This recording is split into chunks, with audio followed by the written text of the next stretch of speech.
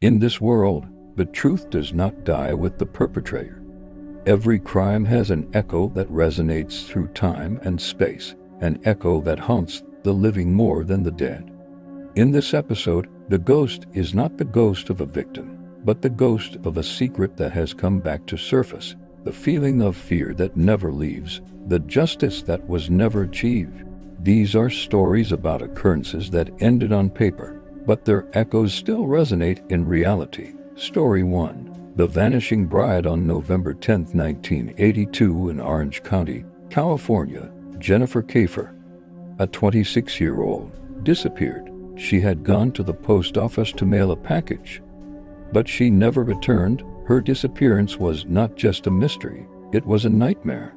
Days before her disappearance, Jennifer had called the police and said that she was afraid of being kidnapped. No one believed her, and her suspicions were considered normal anxiety.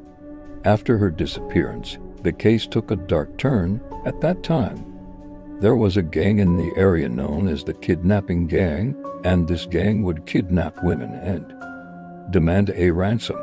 Detectives believed that Jennifer was their victim, but no ransom demands appeared. There was no evidence of her whereabouts. It was as if she had evaporated into thin air. Years later, detectives began to discover that Jennifer was not just an ordinary victim. She knew the killer, and she knew that he was going to kidnap her.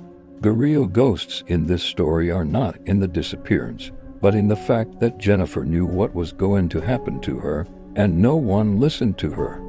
Story 2. The Mystery of the Boy in the Box. In February 1957, in a forest in Philadelphia, a man found the body of a small boy, wrapped in a blanket and thrown in a box. The boy was very young, estimated to be 4 to 6 years old. His body showed signs of violence, and it seemed that he had been beaten. The police named the boy the unknown boy in the box and began investigations. The boy's pictures were published in newspapers and appeared on television, but no one recognized him. No one from his family came forward to claim the body, and no one reported him missing. It was as if he had never existed. This story is not just about a murder, but it is about the echo of a crime that resonates for years. After more than 60 years, the boy's identity remains unknown. The boy in the box is a ghost that haunts Philadelphia, and his story haunts everyone who reads about it. The question here is not, who is the killer? But who is the boy? These are the questions that still haunt detectives and people to this day. Story 3. The Tragedy of the Vanderburg Family. In August 1968, in the suburbs of Arizona, an entire family disappeared. The Vanderburg family, the father, the mother, and the child, suddenly disappeared from their home. There were no signs of a struggle, and no evidence of anything. It was as if they had disappeared into thin air. After 35 years, in 2003, skeletons were found in a hole in the Nevada desert. There were 3 skeletons, one of them for a small child. The skeletons contained remnants of clothes similar to the clothes that the Vanderburg family was wearing. But the story did not end here. In 2013, detectives discovered that the skeletons were not for the Vanderburg family, but for another family that had disappeared during the same period. The Vanderburg family was still missing. The ghost here is not in the crime, but in the fact that there are 2 missing families, and each one of them is just a ghost of the other. Story 4. The Crime of the Silent Killers. On February 12, 1993, in the city of New Jersey, 2 bodies were found, the bodies of Janice and Adam, a couple who worked in a store. They had been killed by gunshot wounds.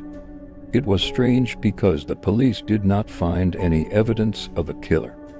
It was as if the killer was moving from place to place, and from crime to crime. In the end, detectives discovered that the killer was working in the same store where the couple was working. The killer was Frank, a man who smiled in people's faces. But he was hiding a terrifying secret. Frank had died years ago. But his crimes had not. Frank had died But the crime had not. Story 5. The Last Witness. In April 1996, in Oklahoma City, there was a huge explosion in a federal building. The explosion had killed 168 people, and there was a single survivor, Charles, a man who had been injured in the explosion, but he survived. Charles had seen the killer, and he had given the police an accurate description of him. The killer was a big man with blonde hair and a strange smile. The police had started searching for this man, but they hadn't found him. In the end, another man, Timothy, was convicted of the murders. Timothy was a quiet man, but he was suffering from psychological disorders. The police were saying that Timothy was the killer, but Charles didn't believe that. Charles knew that Timothy was not the killer. Charles knew that the real killer was still free. At that moment, Charles realized that the killer wasn't there. The killer was just a ghost in his mind. The killer was just a ghost in his life. The killer was just a ghost in everything. The killer had left his life, but the fear had not. The fear had become a part of him. Sometimes the horror isn't in the crime itself, but in the echo of fear it leaves behind. These stories remind us that there are truths more terrifying than fiction, that some wounds never heal, and that real ghosts can haunt this world. What story left the deepest mark on your mind? Do you know a similar case? Share your thoughts in the comments. And don't forget to subscribe and turn on notifications to be part of our community and get our next tales of darkness.